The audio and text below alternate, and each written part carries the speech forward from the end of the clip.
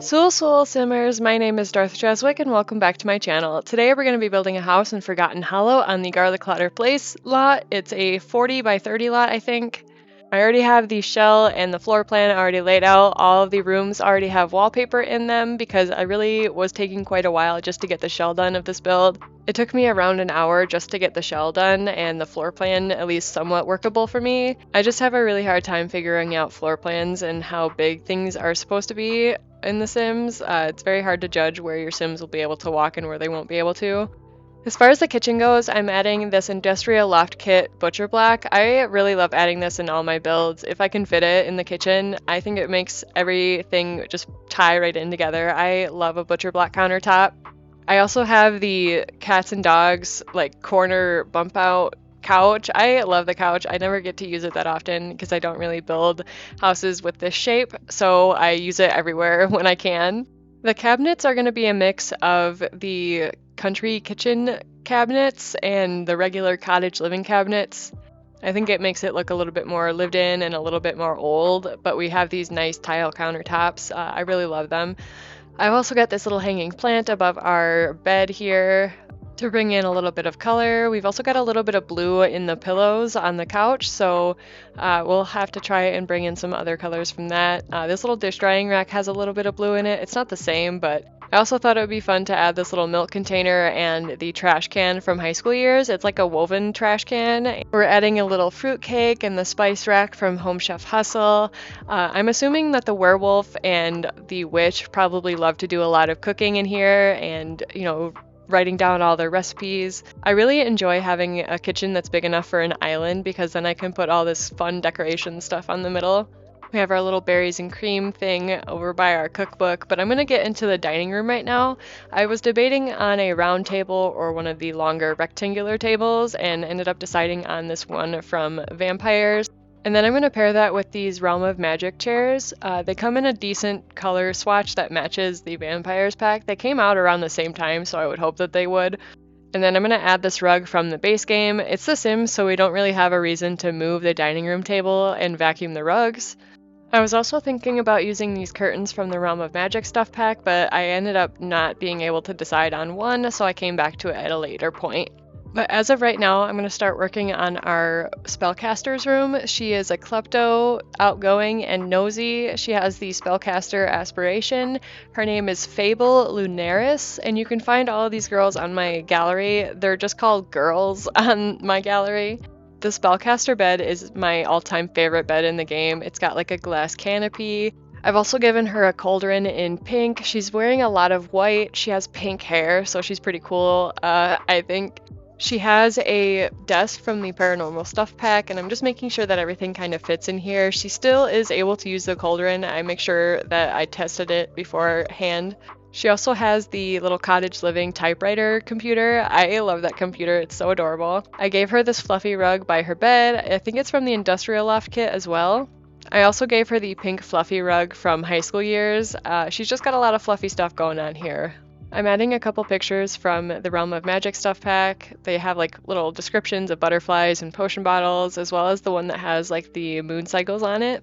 And the stuff from the new Crystal Creation stuff pack that has like the moon phases on it as well. This little plant here is probably one of my favorites in the whole game. It's like a little terrarium with crystals in it. It's from the new Crystal Creation stuff pack. I think I also include the terrarium from the Paranormal stuff pack that has the little cow plant in it. I love that one because it's actually animated. You can also name the little cow plant. I think it's called like Lil Rochella by default, I think. This shelf from the Paranormal stuff pack makes me so mad. I wish we could have this plant just as itself. Some of the best plants in the game are stuck on a shelf or stuck in like a cluster of other plants, and it's just weird. We also have a little dream catcher and the floating crystal lamp, but that's kind of like tucked behind the cauldron, so you can't really see it. And then I'm just going to add some potion cabinets out here in the hallway for some extra decorations because I didn't really know what else to put up here, and I figured that because the rooms are kind of small, but also kind of large, that they might kind of spill out into the hallway. And that was just about it for the spellcaster's bedroom. I added a little hanging plant and then moved on to her bathroom. So she has this cool little bump out in her room, so I figured I'd put a nice little tub in there along with some nice cabinets and some space for, some random decorations. This mirror is from the Crystal Creations stuff pack, and I've only used it in like one other build besides this one, so it's fun to get to use that. I'm also adding a little hair dryer and some body scrubs, as well as the little hand towel from Growing Together. Because we have a little bit of extra room over here, I'm going to take the stool from Horse Ranch and size it down one, and then raise up these little towels and the soap using the 9 key and kind of make it look like it's sitting on top of it. I've never done that in a build, so it felt fun to do that. And then I added a rug, and that was pretty much it for the bathroom. Also some, curtains to add some privacy in here. Even though she's on the 3rd floor, I don't think that anybody is going to look in, but you never know. And then I added some candles over here by the tub, and that was about it for her bathroom. So we're going to move on to the vampire's room. I've already got her coffin in here. She has a fireplace, so I'm going to make a little seating area so that she can stay warm. I'm imagining she's probably going to be pretty cold all the time because, she is not alive. I really wanted to have her vampire organ up here, but it's just like way too big and I wouldn't be able to have my little seating area, so I put it down in the living room because I hadn't gotten to that yet. So instead, I'm going to set up a little painting area for her. We've got a really nice easel from the base game in here. And then we also have a few stacks of paintings and then the painting organizer. If she's doing some painting, she's up all night, she's a vampire, she's gonna have like a lot of them probably. Her bathroom uses all of the vampire's plumbing. We have a toilet, a sink, and a shower from that pack, so she has all of those. I'm also giving her this little tapestry and these pictures from the vampire pack, as well as the stand-up mirror. I gave her the dead bird statue and the urn from the vampires pack as well, just to put on her mantle. I really just went all out with all the vampire stuff. I ended up having to move some stuff around to make everything fit better, and then I added a little lamp, and then the table on the side is actually from the Decor to the Max kit. I just thought it fit really well in here because it's nice and ornate looking. Next, we're going to move on to our humans room. She has the crystal crafting table. She also has a fireplace, so I'm going to set up a small seating area for her as well. I like to match Sims' rooms with the color that I dress them in, and then the rest of the house is just kind of like very neutral.